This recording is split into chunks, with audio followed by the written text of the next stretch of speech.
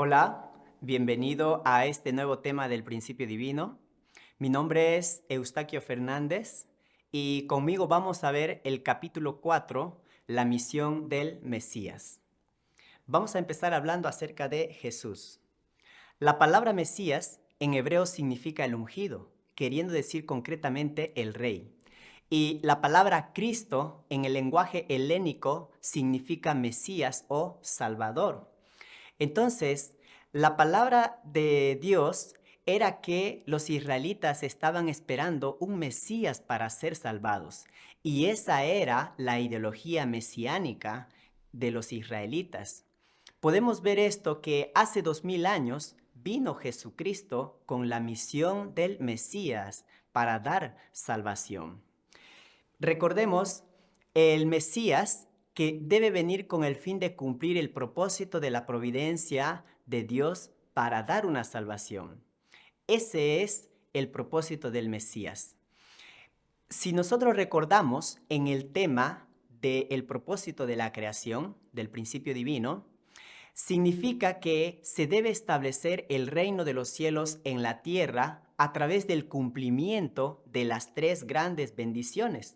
Lamentablemente, debido a la caída, se realizó el infierno en la tierra. No se pudo establecer ese mundo ideal de Dios. Es por eso que se necesita la restauración. Se necesita la salvación, que quiere decir realizar el propósito de la creación. Es restaurar ese reino de los cielos en la tierra como Dios lo había planeado. Entonces, vamos a empezar esta sección 1, la providencia de la salvación a través de la cruz.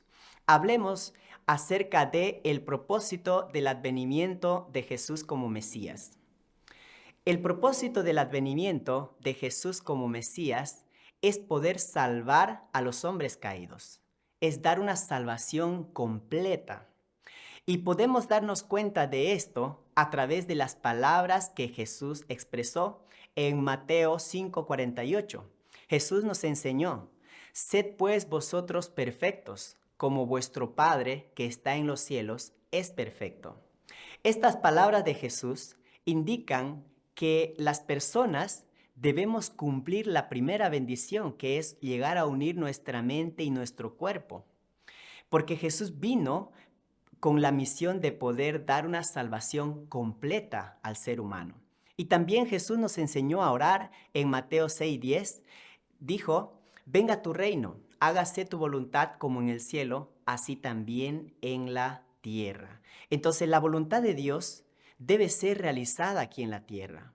Las tres grandes bendiciones debían haber sido realizadas a través de Jesús hace 2000 años, cuando Él vino con la misión del Mesías.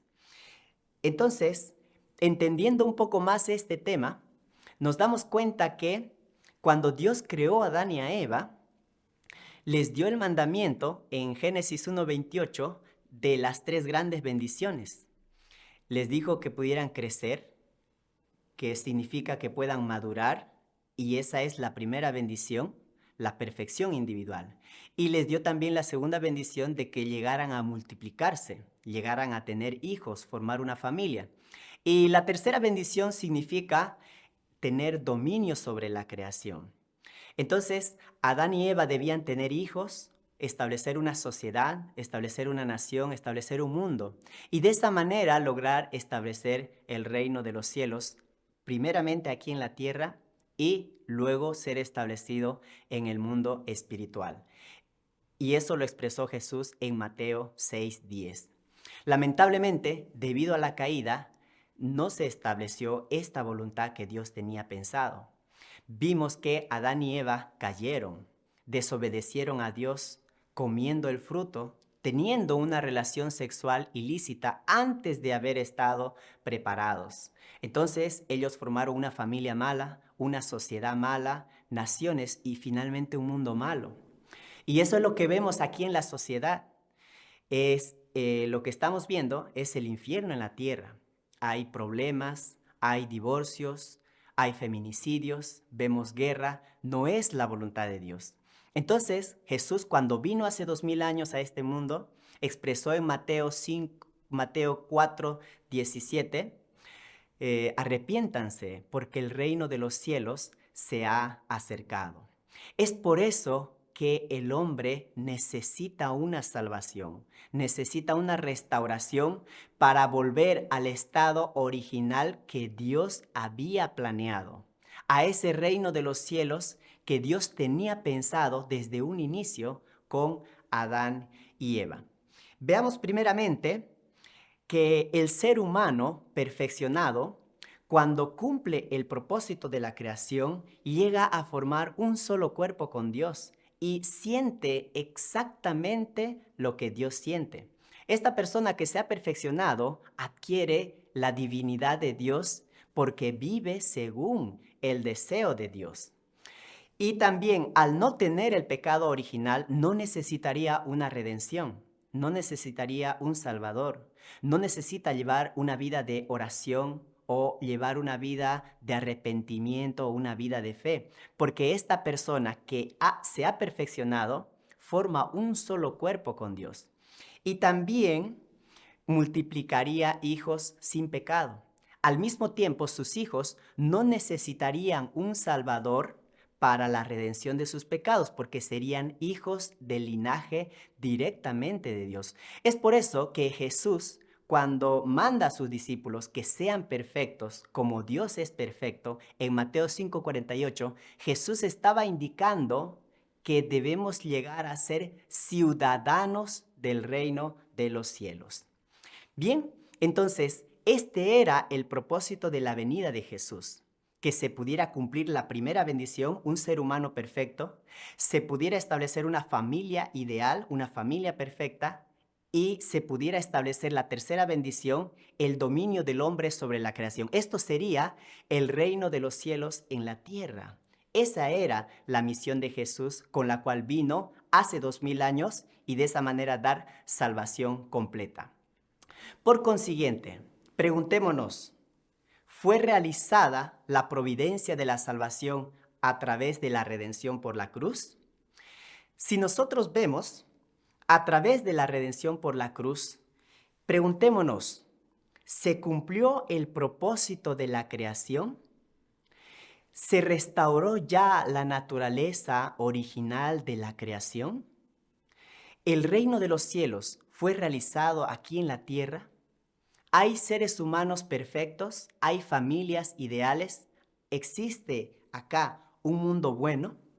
Entonces, cuando vemos y entendemos acerca del ser humano perfeccionado que debe formar un solo cuerpo con Dios, nos damos cuenta que desde que comenzó la historia humana, ninguna persona ha experimentado como propio el corazón de Dios y también no ha poseído divinidad.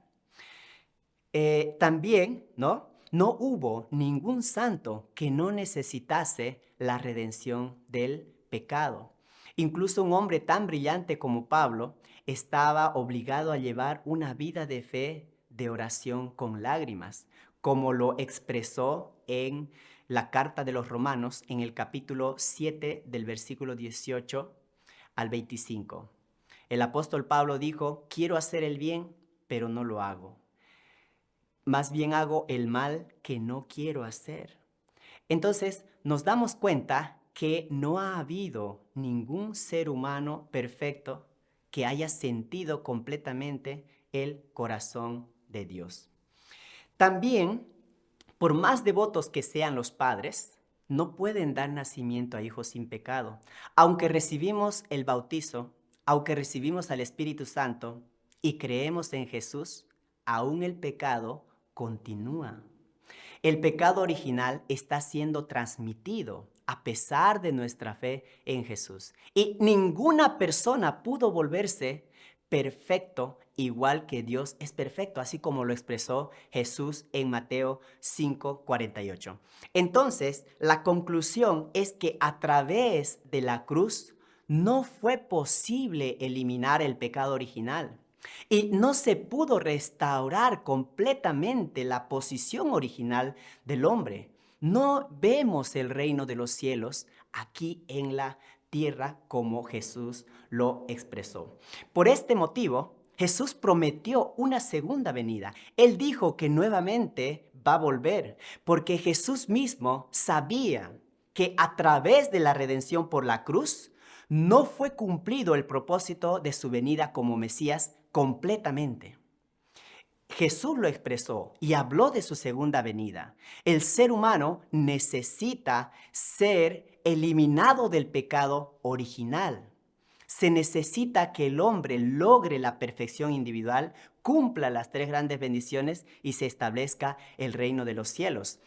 Y eso Jesús nos indicó que va a volver nuevamente. Entonces, preguntémonos, ¿fue en vano su sacrificio en la cruz? Absolutamente no. Jesús, vemos que en la Biblia está expresado en Juan 3:16, indica, porque de tal manera amó Dios al mundo que ha dado a su Hijo unigénito, para que todo aquel que en él crea no se pierda, mas tenga vida eterna. Es verdad que nuestra fe en la cruz puede traernos la redención. Sin embargo, el pecado original permanece en el hombre. Y también no tiene restaurada la naturaleza original del hombre que no puede pecar. No se estableció el reino de los cielos sobre la tierra. Entonces, ¿qué tipo de salvación Jesús nos llegó a dar hace 2000 años? Vamos a comprender esta pregunta a través de poder explicar este tercer punto, la crucifixión de Jesús. Entonces, veamos a través de las palabras y acciones de los discípulos si la muerte en la cruz fue legítima. Es decir, Dios envió a su Hijo Jesús a morir en la cruz. Estudiemos este punto acerca de las palabras y acciones de los discípulos. Nos damos cuenta que había un sentimiento común de los discípulos. Ellos estaban doloridos y también estaban angustiados. Estaban indignados por la ignorancia e incredulidad del pueblo. Podemos darnos cuenta porque hay un versículo bíblico en Hechos capítulo 7 del versículo 51 a 53. Dice: hombres de cabeza dura e incircuncisos de corazón y de oídos, vosotros resistís siempre al Espíritu Santo. Como fueron vuestros padres, así sois también vosotros. ¿A qué profeta no persiguieron vuestros padres? Mataron a los que predijeron la venida del justo, del cual vosotros ahora sois los traidores y asesinos. Vosotros que habéis recibido la ley por ministerio de los ángeles y no la habéis guardado. Entonces, a través de estas palabras, podemos darnos cuenta que los discípulos estaban doloridos, estaban angustiados por la ignorancia e incredulidad del pueblo judío en haber rechazado al Mesías. Y esto es porque Jesús no vino a morir y sus discípulos lo sabían completamente. También otro segundo punto podemos explicar a través de la providencia de Dios. Dios ha ido obrando a lo largo de la historia.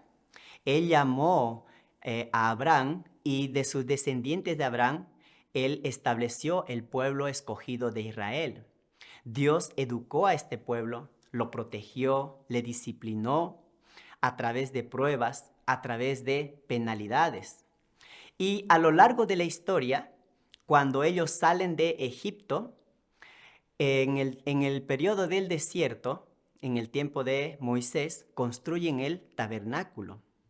El tabernáculo era la representación del Mesías simbólico. Y entonces cruzan todo el desierto, llegando finalmente a Canaán, llegando con Josué y Caleb. Entonces, después del periodo de los jueces, ya en el periodo del Reino Unido, después del rey Saúl, del rey David y finalmente con el rey Salomón, es que se logra construir el templo. Y este templo es la representación del Mesías ya en imagen. Entonces podemos darnos cuenta que a través de la historia Dios está obrando en su providencia para poder enviar al Mesías con el propósito de poder dar una salvación completa. Y ya en el tiempo de Jesús, Dios envía a un profeta muy grande llamado Juan Bautista. para dar un amplio testimonio sobre Jesús como el Mesías, para que cuando viniera el Mesías, entonces, a través del testimonio de Juan, a través de que Juan pueda seguir a Jesús, ya al Mesías sustancial, ahí en la tierra, entonces se pueda unir con el pueblo, se pueda dar una salvación. Entonces, podemos ver el gran trabajo y el gran esfuerzo que Dios está haciendo a través de la historia. Y su propósito no es enviar al Mesías a que muera en la cruz. Dios está haciendo este gran trabajo porque desea que reciban a Jesús, que el pueblo preparado de ese tiempo pueda creer en el Mesías, puedan coronarlo rey y finalmente salvar a toda la nación de Israel y salvar a toda la humanidad. No era la voluntad de Dios que Jesús muriera en la cruz. Lo hemos comprobado en este momento a través de la providencia de Dios. También hay un tercer punto que es a través de las palabras y obras de Jesús. Porque Jesús expresó mediante sus palabras y obras el deseo de que el pueblo creyera que Él era el Mesías. Cuando, por ejemplo, la gente le preguntó lo que debían hacer para cumplir la obra de Dios, Jesús le respondió estas palabras. En Juan 6:29, Él dijo, la obra de Dios es que creáis en quien Él ha enviado. Esto significa que debían tener fe en Jesús. Debían creer en Él, todas las personas. Jesús no está indicando que tienen que crucificarle. Jesús está expresando claramente de que debían creer en Él como Mesías. Eso significa aceptar sus palabras, aceptar sus acciones y coronarlo rey a Jesús ya en ese tiempo del pueblo judío. Y también vemos que Jesús, no teniendo a nadie a quien apelar, lloró sobre la ciudad de Jerusalén. Lo podemos ver a través de la Biblia en Lucas 19, 41, 44. Aquí indica, cuando llegó cerca de la ciudad al verla, lloró sobre ella diciendo, oh, si también tú conocieses, a lo menos en tu día, lo que es para tu paz. Mas ahora está encubierto tus ojos, porque vendrán días sobre ti cuando tus enemigos te rodearán con vallado y te sitiarán y por todas partes te estrecharán y te derribarán a tierra y a tus hijos dentro de ti, y no dejarán en ti piedra sobre piedra, por cuanto no conociste el tiempo de tu visitación. Estas palabras que Jesús está expresando son palabras de tristeza, de indignación. Claramente Jesús está indicando que el pueblo de ese tiempo, hace 2000 años atrás, no conoció el tiempo de la visitación del Mesías, porque no estaban creyendo en Él. También podemos ver que Jesús se lamentó de la incredulidad y terquedad del pueblo diciendo en Mateo 23, 37, Jerusalén, Jerusalén, que matas a los profetas y apedreas a los que te son enviados. ¿Cuántas veces quise juntar a tus hijos como la gallina junta sus polluelos debajo de las alas y no quisisteis? Entonces, podemos darnos cuenta que Jesús está explicando que Él venía a unir a todo el pueblo de Israel, a unir a todos los israelitas de los cuatro vientos, norte, sur, este, oeste. Esa era la misión del Mesías. Pero las personas de ese tiempo no quisieron, no le creyeron, le rechazaron. Veamos también que Jesús les reprochaba su ignorancia, que les impedía creer en Él, aunque leían las escrituras de ese tiempo, que daban testimonio del Mesías, daban testimonio de Jesús. Jesús les dijo con gran tristeza en Juan 5, 39, 40, escudriñad las escrituras, ya que creéis tener en ellas vida eterna. Ellas son las que dan testimonio de mí, y vosotros no queréis venir a mí para tener vida. Aunque los judíos conocían las escrituras, no quisieron creer en Jesús, porque las escrituras dan testimonio de que debe venir un Mesías, un Salvador, debe venir un Rey para poder dar una salvación completa. Entonces, esta era la ignorancia, la incredulidad del pueblo judío hace 2000 años. Y también dijo adolorido en Juan 5, 43, 46, yo he venido en nombre de mi Padre y no me recibís. Si otro viniere en su propio nombre, a ese recibiréis. ¿Cómo podéis vosotros creer? Pues recibís gloria los unos de los otros y no buscáis la gloria que viene del Dios único. No penséis que yo voy a acusaros delante del Padre.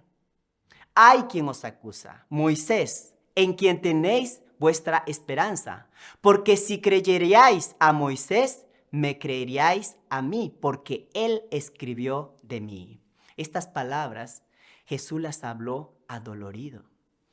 La está expresando ahí claramente su corazón, su sentimiento. Yo he venido en nombre de mi Padre y no me recibís. Ustedes no quieren creerme, a pesar de que creían en Moisés. Entonces, podemos darnos cuenta que Jesús estaba muy triste.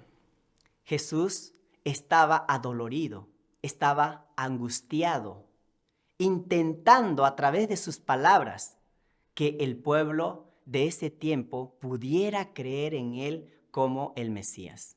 También nos damos cuenta que cuántos milagros y señales realizó Jesús con la esperanza de poder restaurar la fe del pueblo.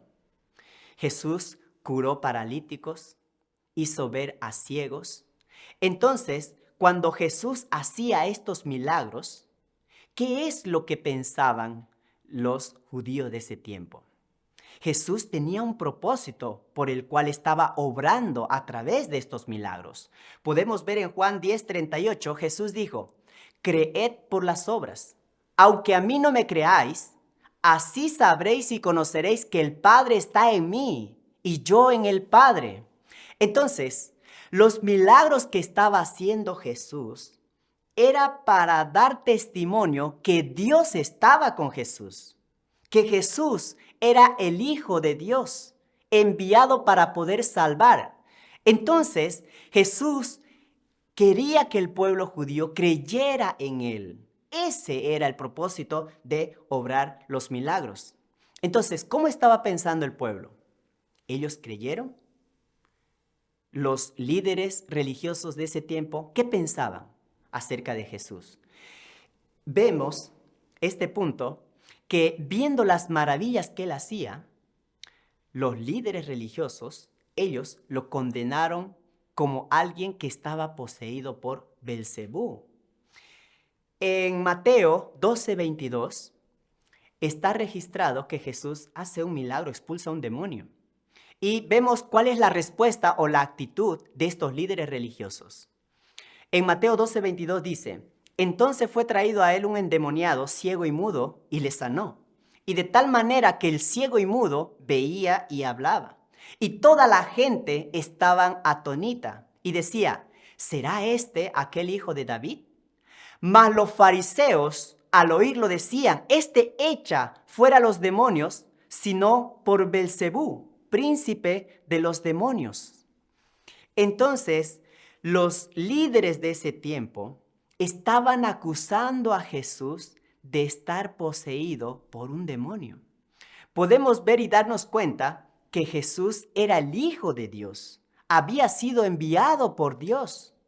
Entonces, el pueblo de ese tiempo estaba poseído por un demonio, acusando falsamente a Jesús. También Jesús incluso los maldijo con gran indignación, profetizando que tendrían que sufrir. Esto está expresado en Mateo 23, del versículo 13 al 36.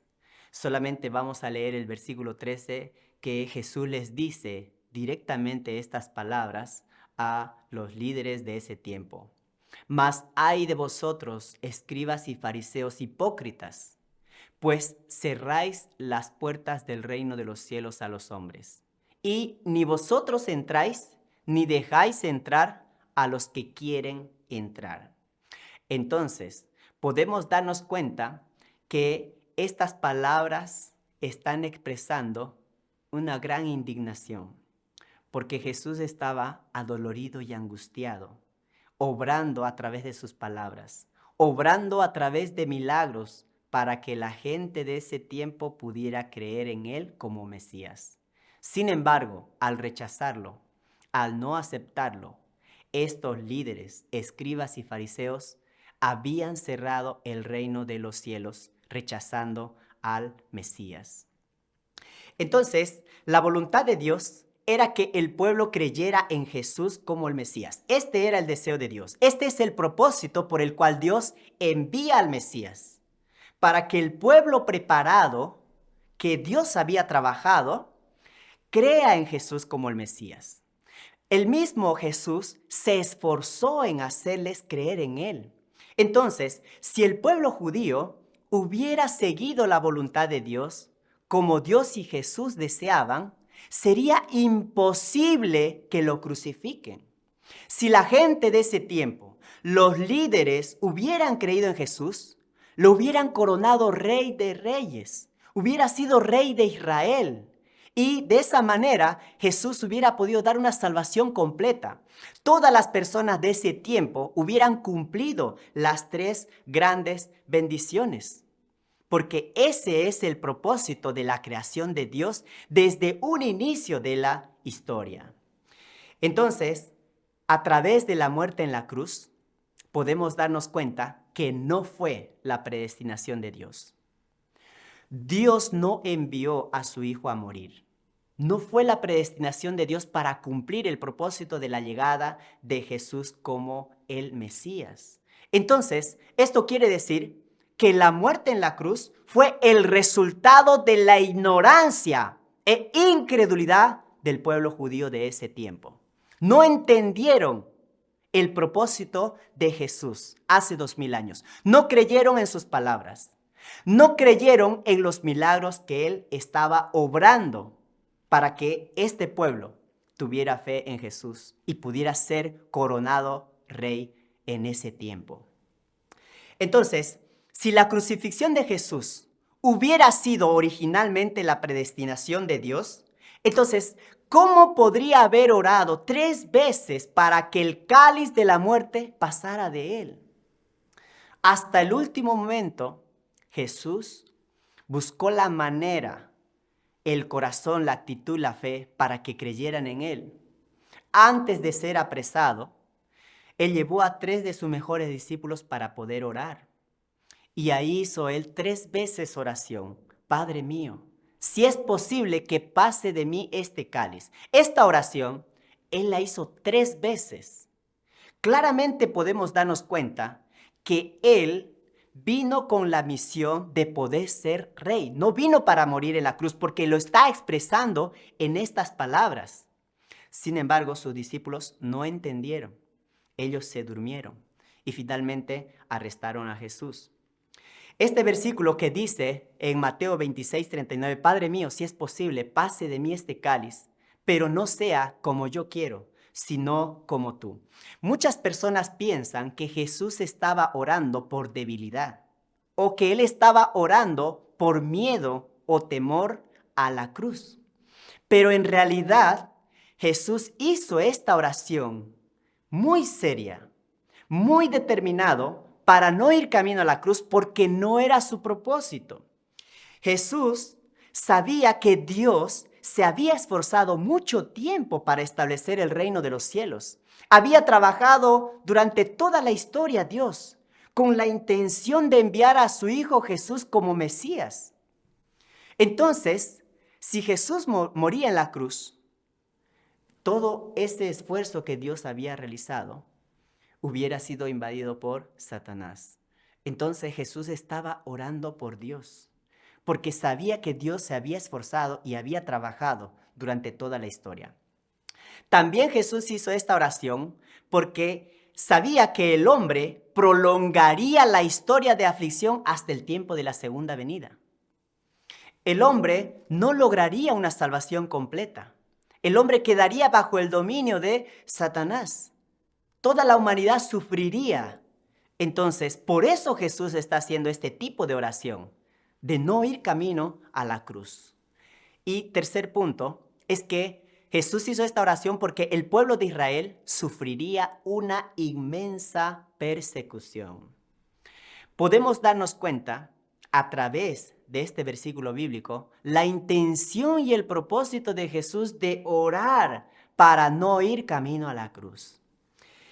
Bien, entonces la profecía es de que Jesús establecería un reino eterno, un reino que no tendría fin, que no tendría límites. Y esa es la razón por la cual Dios llamó a los israelitas para establecer ese reino eterno, recibiendo al Mesías Jesús.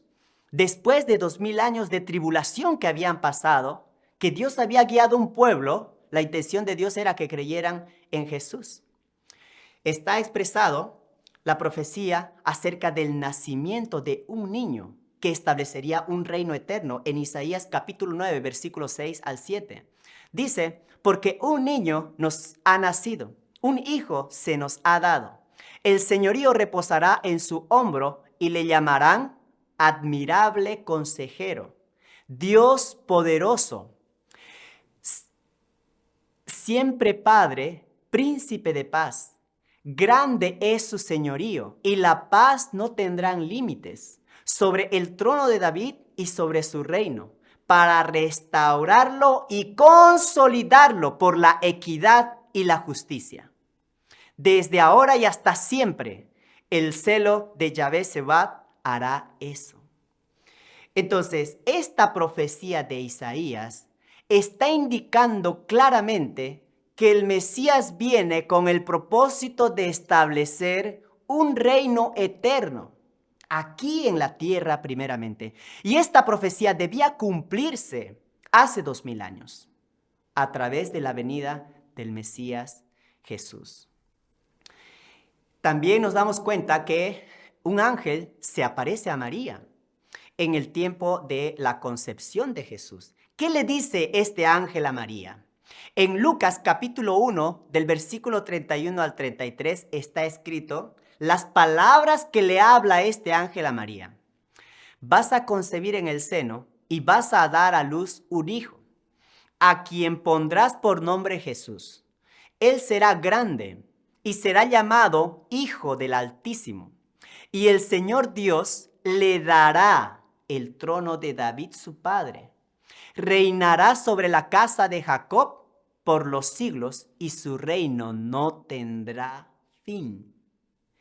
Entonces, podemos entender que el ángel se aparece a María, indica que va a dar nacimiento a un hijo que le ponga el nombre Jesús y se sentaría en el trono de David. El trono de David era en la tierra, ¿sí? Porque venía el Mesías para ser rey en la tierra. Podemos darnos claramente cuenta a través de estas palabras.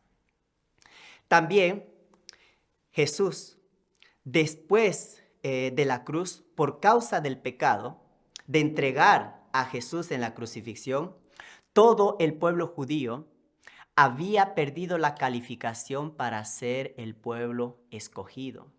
Y también han sido dispersados, sufriendo persecución incluso hasta nuestros días, después de 2000 años de la venida del Mesías. Fue muy triste para la nación de Israel, porque ellos cometieron un crimen, asesinaron al Mesías.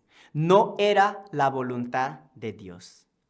Podemos darnos cuenta que la nación de Israel declinó después de la muerte de Jesús. Muy bien, entonces veamos este punto 4 acerca del límite de la salvación a través de la redención por la cruz y el propósito de la segunda llegada del Señor.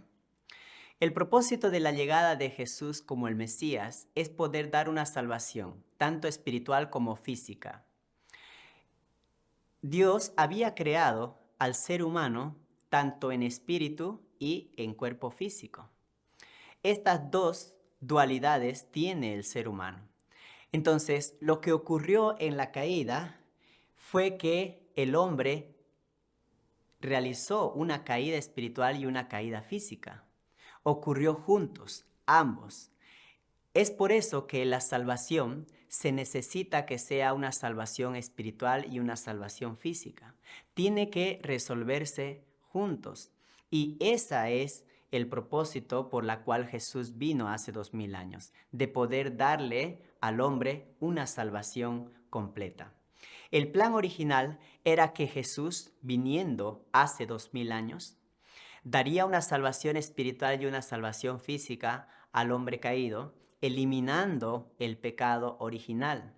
Jesús viniendo en la carne daría ese dos tipos de salvación. Al creer en Jesús como el Mesías, dando esta salvación espiritual como física. Sin embargo, lo que ocurrió y su resultado es que debido a la falta de fe del pueblo judío, al crucificar a Jesús, el cuerpo de Jesús fue entregado en la cruz. Satanás invade el cuerpo físico de Jesús, así también después Satanás también invade el cuerpo de todos los creyentes. Por eso, el tipo de salvación que nos da Jesús solamente es una salvación espiritual, a través de tener fe, a través de poder creer en la redención por la cruz. No hubo una salvación física. El pecado original aún ha continuado. Es por eso que aún los padres dan nacimiento o generan hijos con pecado original, que está siendo transmitido de generación en generación. Por lo tanto, el cuerpo aún está expuesto a la invasión satánica debido al pecado original, donde debemos llevar una vida de negar el cuerpo carnal. Y esto se ve, la lucha de las personas contra los deseos del cuerpo físico. También está expresado en la Biblia muchos versículos bíblicos que indican que debemos orar constantemente. Por ejemplo, en 1 Tesalonicenses capítulo 5 versículo 17 dice, orad sin cesar. Esto es porque el pecado original es una condición por la cual hay una invasión satánica. Debemos orar constantemente debido a que Satanás está invadiendo aún el cuerpo físico de muchos creyentes.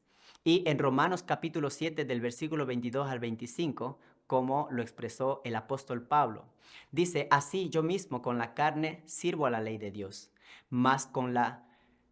así yo mismo con la mente sirvo a la ley de Dios, mas con la carne sirvo a la ley del pecado, indicando que todavía en la carne, que todavía en el cuerpo físico queda el pecado original. Y también Juan confesó en la carta primera, en el capítulo 1 del versículo 8 al 10.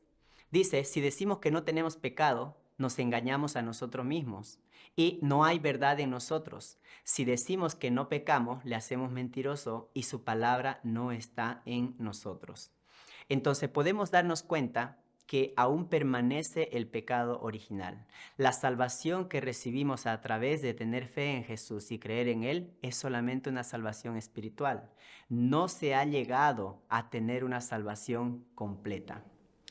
Es por eso que se necesita la segunda venida. Jesús, antes de su crucifixión, Él habló que iba a volver nuevamente. El Mesías debe venir tanto en espíritu como en cuerpo físico. Y de esa manera dar una salvación espiritual y una salvación física. Eso es el propósito de la segunda llegada del Mesías. El Mesías debe volver para dar una salvación completa. Cristo debe venir nuevamente aquí a la tierra para poder realizar la salvación física como espiritual por la redención del pecado original. Entonces, ahora expliquemos este punto 5, dos clases de profecías referentes a la cruz. Si la crucifixión no fue el resultado de la predestinación de Dios, ¿cómo es que está registrado en la Biblia dos profecías diferentes acerca de el Mesías Jesús? Primeramente, en Isaías, en el capítulo 53, está profetizado el sufrimiento de Jesús en la cruz. Dice a partir del versículo 3, despreciado y desechado entre los hombres, varón de dolores, experimentado en quebranto, y como que escondimos de él el rostro. Fue menospreciado y no lo estimamos. Ciertamente llevó él nuestras enfermedades y sufrió nuestros dolores, y nosotros le tuvimos por azotado, por herido de Dios y abatido.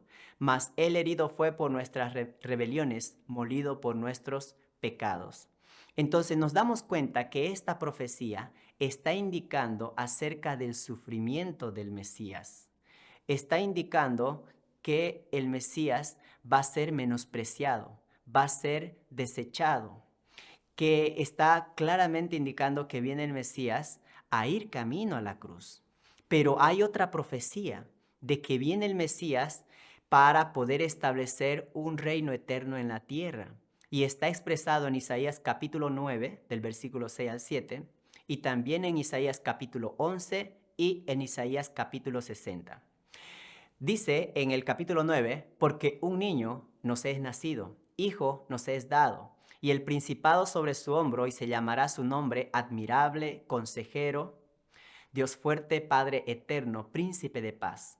Lo dilatado de su imperio y la paz no tendrán límites sobre el trono de David y sobre su reino, disponiéndolo y confirmándolo en juicio y en justicia, desde ahora y para siempre. El celo de Yahvé, de Jehová de los ejércitos, hará esto. Entonces, esta profecía está indicando que viene el Mesías para establecer un reino eterno aquí en la tierra. Y también nos damos cuenta a través de la revelación del ángel a María en el libro de Lucas capítulo 1 del versículo 31 al 33, donde indica: ahora concebirás en tu vientre y darás a luz un hijo, y llamarás su nombre Jesús. Este será grande y será llamado Hijo del Altísimo, y el Señor Dios le dará el trono de David su padre, y reinará sobre la casa de Jacob para siempre, y su reino no tendrá fin. Entonces, ¿por qué habían dos tipos de profecías? Claramente nos damos cuenta que son dos profecías muy diferentes. Expliquemos la razón de estas dos profecías. La parte de responsabilidad humana es que el hombre tiene un 5% de responsabilidad, de tener fe, de creer, y Dios tiene el 95% de responsabilidad. Por eso, dependiendo del cumplimiento de la parte de responsabilidad, solo una posibilidad es realizada. Es por eso que era inevitable que Dios diese dos tipos de profecías con respecto a la realización de su voluntad. Es por eso que cuando se cumple el 95% de la responsabilidad de Dios y el 5% de la responsabilidad del hombre, es que se cumple, se realiza la voluntad de Dios. Veamos entonces que la responsabilidad de Dios hace 2000 años era poder enviar al Mesías, y la responsabilidad del hombre era poder creer en el Mesías. Por lo tanto, el pueblo judío debía creer en el Mesías. Se realizaría así la voluntad de Dios en gloria. El Mesías podría haber dado una salvación espiritual y física, estableciendo ya hace 2000 años el reino de los cielos aquí en la tierra, mediante el cumplimiento de las tres grandes bendiciones. Pero al mismo tiempo, el pueblo judío podía no creer en el Mesías, no cumpliendo su responsabilidad. Y esto llevaría al sufrimiento de Jesús en la cruz. Entonces, como personas, tenemos un 5% de responsabilidad. No se realiza todo conforme a la voluntad de Dios. Nuestra parte de responsabilidad es creer, es tener fe. Por lo tanto, el pueblo judío estaba en esa posición de creer en el Mesías o no creer. Pero la voluntad de Dios era que el pueblo judío creyera en el Mesías, lo coronaran rey y se estableciera el reino de los cielos hace 2000 años. Expliquemos este punto 6 de versículos bíblicos escritos como si la crucifixión de Jesús fuera inevitable. Primeramente está el versículo en Mateo capítulo 16, versículo 23, donde Jesús está expresando a sus discípulos que iba a ser rechazado por los líderes y finalmente iba a ir a la crucifixión. Su discípulo Pedro le dice: mi Señor, que eso no te acontezca. Y Jesús le da esta respuesta. Él le dice: quítate de mi vista, Satanás.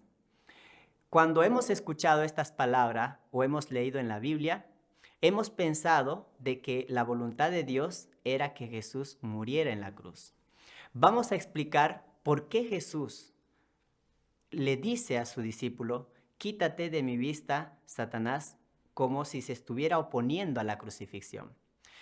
El primer plan era que Jesús, viniendo como el Mesías, entonces todo el pueblo pudiera tener fe en él, y Jesús daría una salvación espiritual y una salvación física.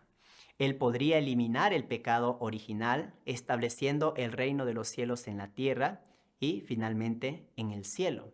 Ese era el primer plan de Dios: que crean en Jesús, que tengan fe en él.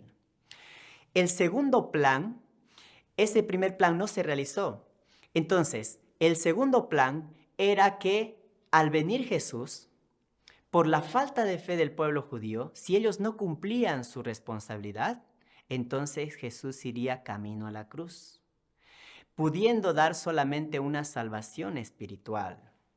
Este era el segundo plan que Dios había previsto si en caso el pueblo de ese tiempo no cumplía su responsabilidad. Y el tercer caso sería de que Jesús, viniendo hace 2000 años, entonces el pueblo no tuviera fe en él y se fracasaría también en la providencia en la cruz, pero no habría ningún tipo de salvación, ni siquiera espiritual ni física. Es por eso que Dios previó que se realizara el segundo plan, de que yendo camino a la cruz, por lo menos se establecería la salvación espiritual para todos los creyentes. Esa es la explicación de por qué Jesús le dice a Pedro: quítate de mi vista, Satanás, dando a entender que Jesús ya estaba determinado cumplir el segundo plan de Dios para por lo menos dar una salvación espiritual a todos sus discípulos y a todos los creyentes. Hay también otro versículo bíblico en Juan capítulo 19, versículo 30, cuando Jesús es crucificado y en los últimos minutos de su vida, Él expresa: todo está cumplido.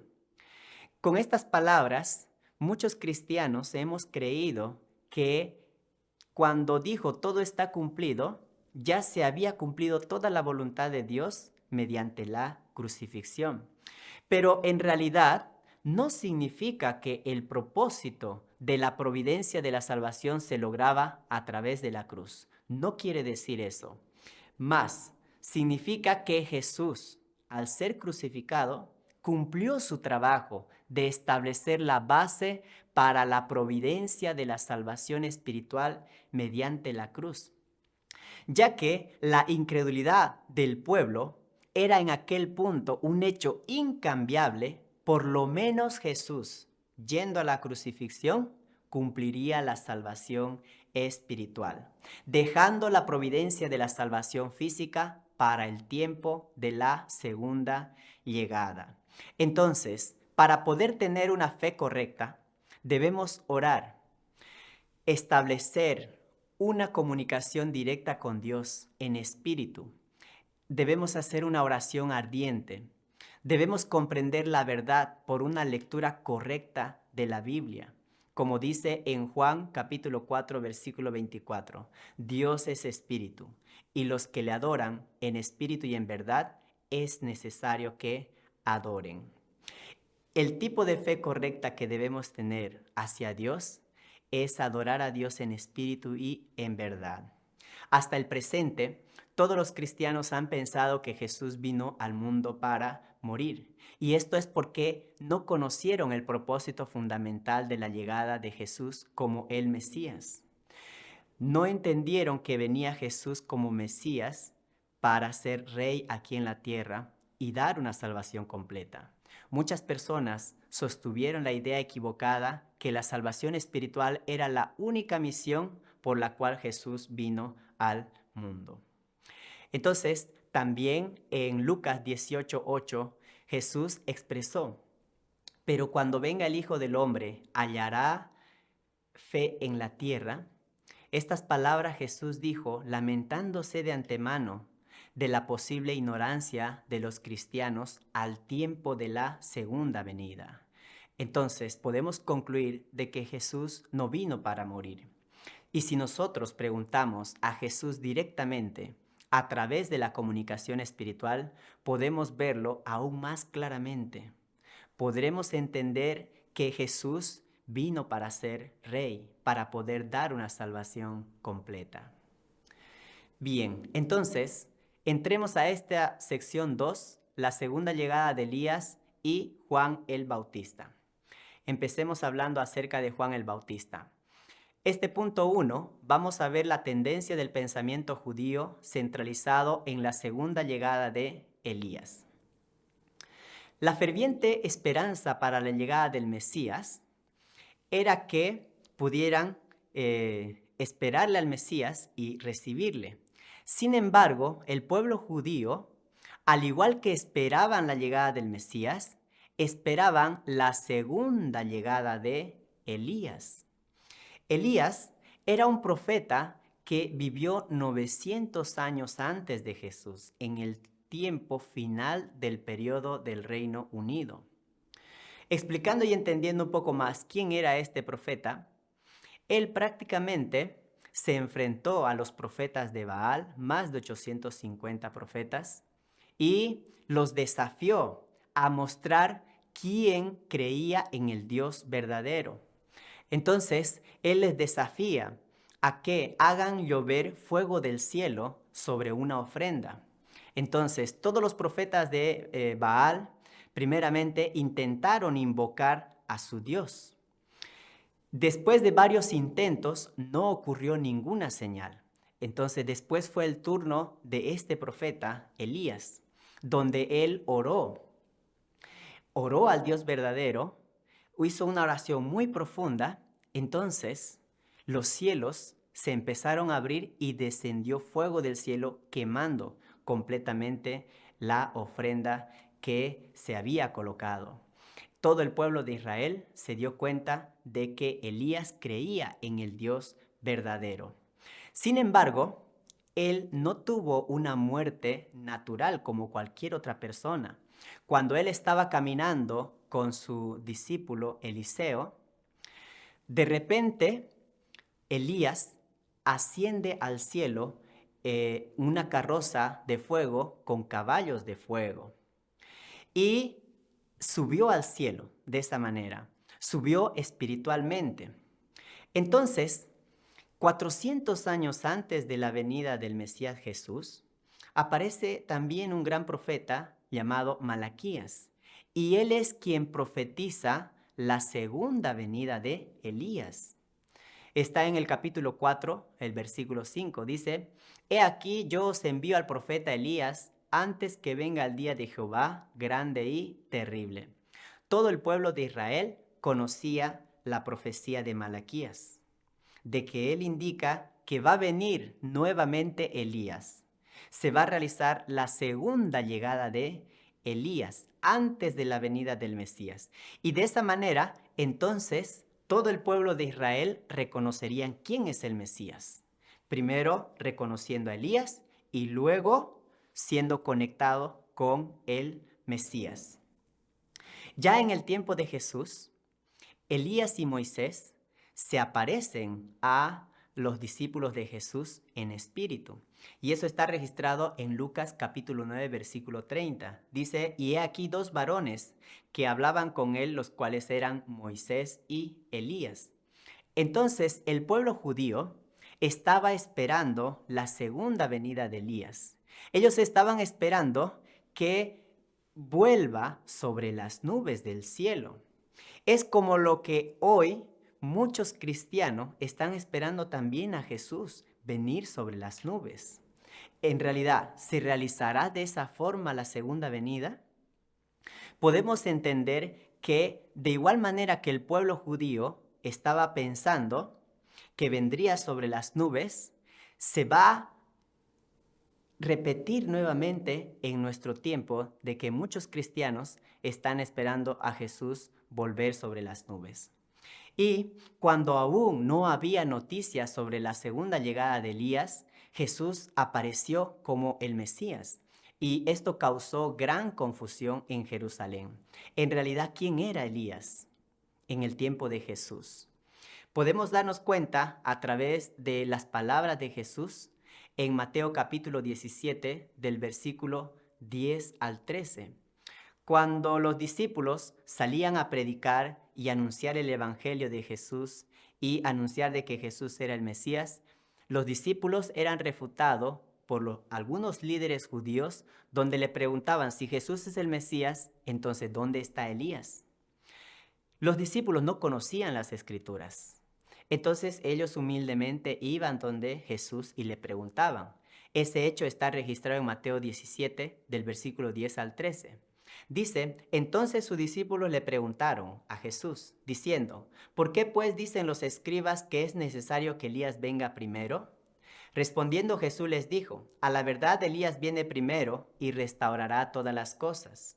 Mas os digo que Elías ya vino y no le conocieron, sino que hicieron con él todo lo que quisieron.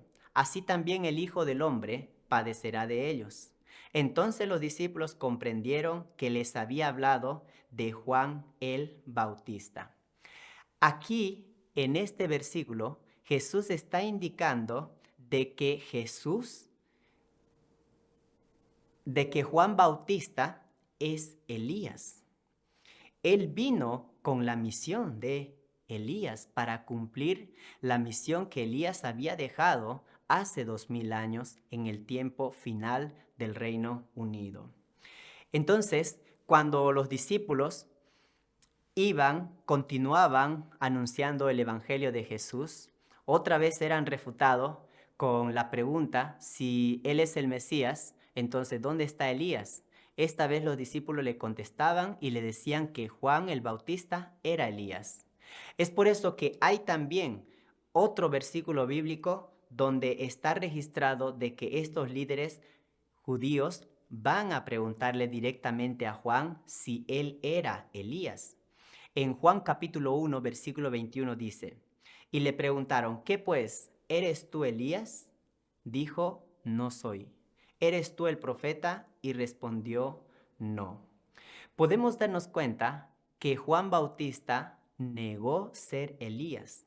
La duda de Juan Bautista llevó a la incredulidad del pueblo y esto obligó a Jesús a ir camino a la cruz, porque el propio Juan negó ser Elías, negando las palabras que Jesús había hablado.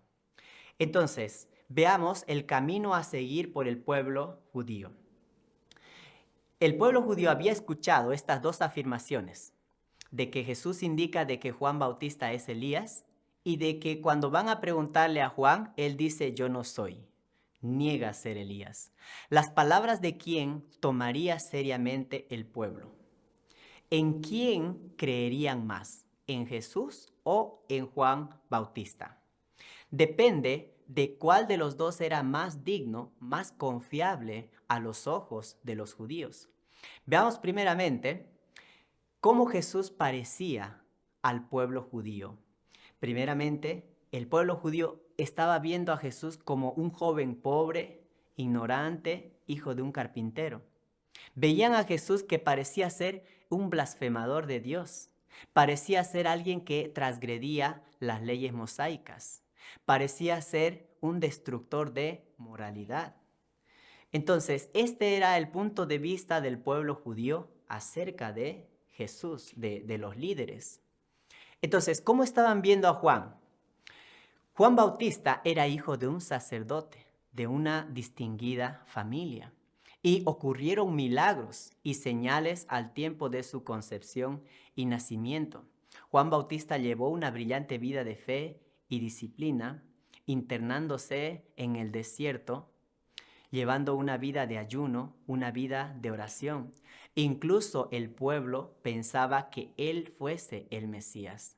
Es por eso que era más fácil creer en las palabras de Juan el Bautista, cuando él dijo, yo no soy Elías, negando las palabras de Jesús.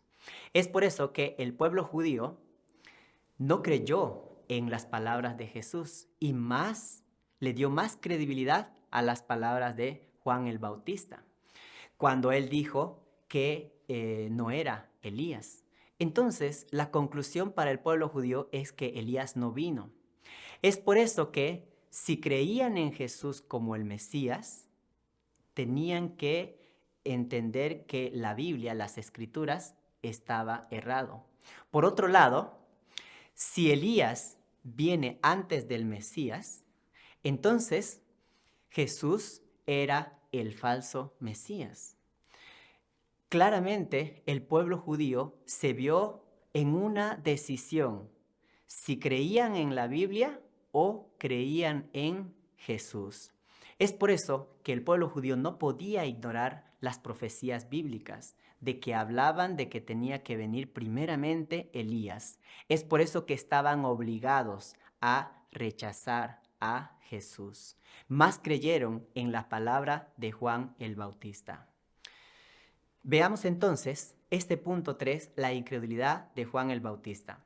Como el pueblo judío respetaba a Juan el Bautista, si hubiese declarado él ser Elías, todo el pueblo hubiera venido a Jesús. Todos hubieran creído, hubieran tenido fe en él, porque Juan Bautista era un personaje muy respetado, de una familia muy distinguida. Y así ellos serían conectados al Mesías. Pero hasta el final, Juan el Bautista negó ser Elías. Y esa fue la causa principal que bloqueó el camino del pueblo judío hacia Jesús. Cuando Juan niega ser Elías, entonces el pueblo creyó en esas palabras y vio a Jesús como un falso Cristo, como un falso Mesías. En Juan 1:23 está registrado las palabras de Juan el Bautista, que él venía con la misión de enderezar el camino del Mesías. Y en Juan 3:28, Juan Bautista mismo declaró que había sido enviado antes que Cristo. Por lo tanto, Juan Bautista debería haber sabido que él era Elías. Él debía haberse dado cuenta, porque no había otro profeta mayor que Juan Bautista ese tiempo. Él debía proclamar que era Elías. Sin embargo, él negó el testimonio de Jesús, negó ser Elías, como lo expresó. Entonces, esto fue la tristeza de Jesús para con Juan Bautista. Fue la tristeza de Dios viendo a Jesús en una situación muy difícil para Jesús. Que Juan Bautista niegue ser Elías, entonces hacía el camino más difícil para el Mesías. La misión como testigo de Juan Bautista era que él lo bautizara y que él diera testimonio de Jesús como el Mesías. Y cumplió esa misión Juan Bautista. Pero ¿cuál era la siguiente misión? ¿Cuál era el siguiente paso que debía hacer Juan Bautista para cumplir completamente su responsabilidad? Él debería haber servido a Jesús como un discípulo. Debería haber sido como su mano derecha, caminando junto con Jesús, predicando las palabras de Jesús, el evangelio de Jesús. Las buenas nuevas deberían haber sido anunciado primeramente a través de Juan el Bautista. En Lucas capítulo 1, del versículo 74 al 76, dice: que librados de nuestros enemigos sin temor les serviríamos en santidad y en justicia delante de Él todos nuestros días. Y tú, niño, profeta del Altísimo, serás llamado, porque irás delante de la presencia del Señor para preparar sus caminos. Entonces, cuando está explicando aquí, está haciendo referencia de que venía Juan el Bautista con esta misión de preparar el camino para el Mesías. Es por eso que Juan Bautista, después de dar testimonio, siguió bautizando a la gente separado de Jesús. Y hubo un conflicto entre el bautizo de Juan el Bautista y el bautizo de Jesús. Ambos estaban bautizando por separado. Los discípulos de Jesús y los discípulos de Juan Bautista discutían respecto a la purificación. Es por eso que Juan, al seguir bautizando a la gente separado de Jesús, él indica en Juan capítulo 3, versículo 30, dice, es preciso que Él crezca y que yo disminuya. Juan el Bautista no sufrió el mismo destino que Jesús. Él fue por un camino diferente. La gente hacía el esfuerzo para irse más donde Jesús. Entonces, Juan el Bautista dice, es preciso que Él crezca y que yo disminuya. Podemos entender de que no estaba compartiendo el mismo destino que el Mesías. Juan debería estar al lado del Mesías, ser la mano derecha, acompañarle, predicar el Evangelio, ser su discípulo principal, de servir al Mesías Jesús, porque él había sido preparado para poder seguir al Mesías. Sin embargo, vemos que Juan fue llevado a la cárcel por los seguidores del rey Herodes. Entonces, él cuando estaba en la cárcel empezó a preguntarse, a meditar, a pensar qué es lo que había pasado. ¿Por qué un hombre de Dios estaba ahora en esa posición? Y en Mateo 11:3 está indicando de que Juan el Bautista envía discípulos a Jesús a preguntarle, ¿eres tú aquel que había de venir o esperaremos a otros? Juan Bautista había recibido ya la revelación de que Jesús era el Mesías. Dios le revela directamente a Juan el Bautista. Pero ahora, al estar en la cárcel, él envía a 2 de sus discípulos a preguntarle a Jesús si él era el Mesías. Vemos claramente que esta pregunta es una duda de Juan.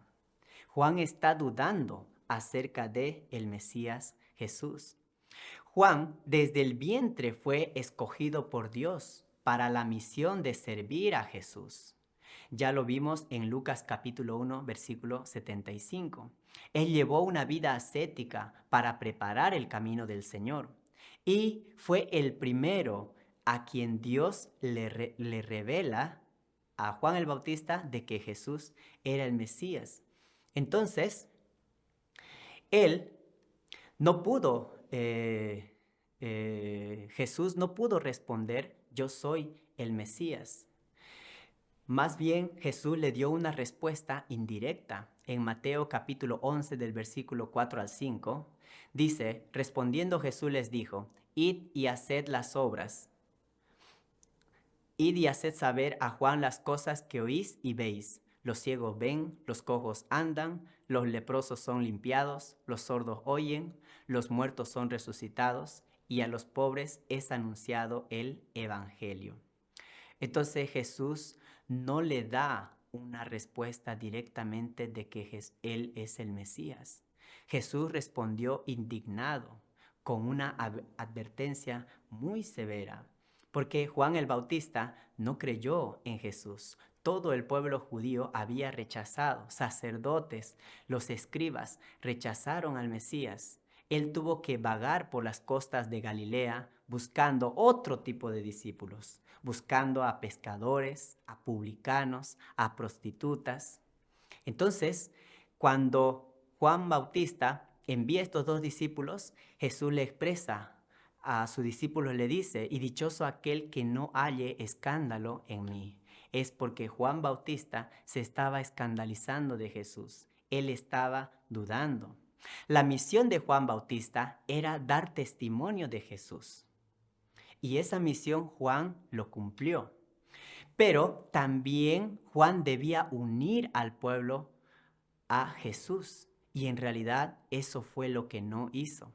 Juan debería ser el primer discípulo de Jesús, pero no le siguió, continuó bautizando aparte. Y también debía evangelizar con Jesús en la vida y en la muerte, pero no lo hizo. Es por eso que Jesús habla estas palabras fuertes acerca de Juan el Bautista en Mateo 11, versículo 11. Dice, en verdad os digo que no ha surgido entre los nacidos de mujer uno mayor que Juan el Bautista. Sin embargo, el más pequeño en el reino de los cielos es mayor que él. Expliquemos qué significa este versículo. Juan Bautista testificó directamente de Jesús. En vida propia, junto con el Mesías, él da testimonio. Los otros profetas dieron testimonio del Mesías, pero mucho tiempo atrás, cuando no estaba el Mesías. Por eso es que Juan llega a ser el más grande de los profetas, porque da testimonio directamente en la vida del Mesías. Por eso era más grande que cualquier otro profeta. Pero falló en servir a Jesús. Es por eso que él es el más pequeño que todos los otros profetas. Veamos entonces este otro punto, la razón por la cual Juan Bautista era Elías. En Lucas capítulo 1, versículo 17, está registrado la aparición del ángel Gabriel y le da unas palabras a Zacarías. Le dice, cuando él estaba quemando incienso, le dice el ángel Gabriel, e irá delante de él con el espíritu y el poder de Elías, para hacer volver los corazones de los padres a los hijos y de los rebeldes a la prudencia de los justos, para preparar al Señor un pueblo bien dispuesto. El ángel Gabriel está indicando que Zacarías, en su edad ya avanzada, junto con su esposa, llegarían a tener un hijo. Y este hijo se llamaría Juan. Y dice, e irá delante de él con el espíritu y el poder de Elías. Claramente lo está expresando que Juan Bautista, este niño, caminaría con el espíritu y el poder de Elías. Por lo tanto, nos podemos dar cuenta que Juan Bautista era la segunda llegada de Elías, porque tenía la misión idéntica de preparar al pueblo, de separar de Satanás y preparar al pueblo para el Mesías. Es por eso que Elías, que había muerto 900 años atrás, volvió en el tiempo de Jesús en espíritu, no volvió en cuerpo físico. Volvió para poder apoyar a Juan el Bautista. Elías descendió para ayudar a Juan Bautista. Fue quien apoyó a Juan a hacer sus prácticas, a bautizar. Elías estaba apoyando a Juan Bautista porque Juan tenía la misión de preparar un pueblo para el Mesías. Es por eso que Elías procuró cumplir la misión que no había podido terminar 900 años atrás.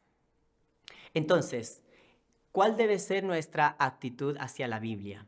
Debemos encontrar el verdadero camino de la fe tanto en espíritu y en verdad. El verdadero significado de que adoremos a Dios, de que podamos entender la Biblia, es a través de adorar a Dios en espíritu y en verdad. Cualquier persona que pueda tener una comunicación espiritual puede ver a Juan Bautista directamente en el mundo espiritual.